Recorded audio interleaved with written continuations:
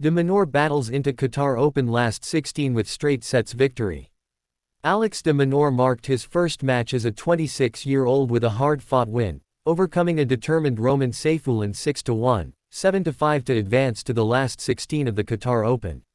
The Australian number 1 spent his birthday on Monday grinding through practice sessions at the Khalifa International Tennis Complex, and that preparation paid off as he delivered a composed performance in tricky conditions. Despite late resistance from Seyfulin, a former Wimbledon quarterfinalist, de Minaur closed out the match in straight sets, securing his 12th victory of the season.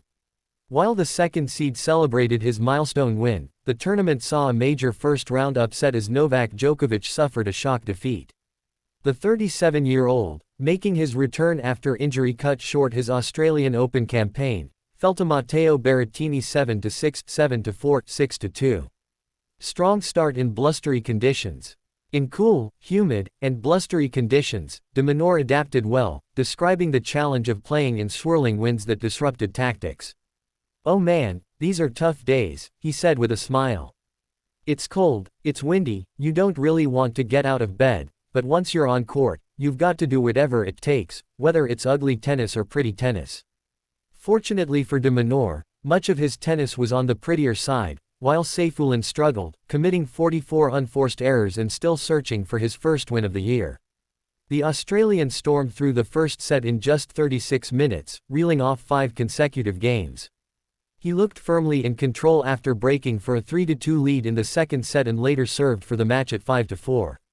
However, Seyfulin went for broke, leveling at 5-5 before de Minaur responded with an immediate break and closed out the contest in style.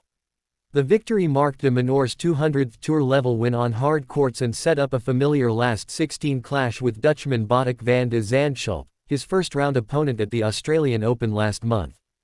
Djokovic stunned by Berrettini. Meanwhile, Djokovic was far from his best in his first singles match since retiring with a hamstring injury in the Australian Open semi-final against Alexander Zverev. Berrettini, whom Djokovic defeated in the 2021 Wimbledon final, turned the tables with an inspired performance, sealing his first-ever straight sets victory over the Serbian.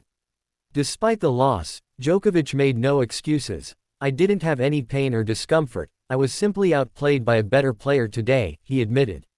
"I wasn't at my desired level, and maybe I'm still not moving as I want to, but I played without pain, so there are no excuses."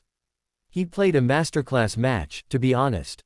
Australian success in Qatar. De Minaur isn't the only Aussie advancing in Doha. Christopher O'Connell also progressed to the second round, where he'll face 8th seed Jack Draper, who defeated Alexei Popyrin in the opening round. With his smooth start in Qatar, de Minaur remains on track in his pursuit of an ATP 500 title, having opted to compete in Rotterdam, Doha, and Dubai rather than return to defend his Acapulco crown. His remarkable record in ATP 500 events, 34 wins since 2023, more than any other player, suggests he's well positioned for another deep run.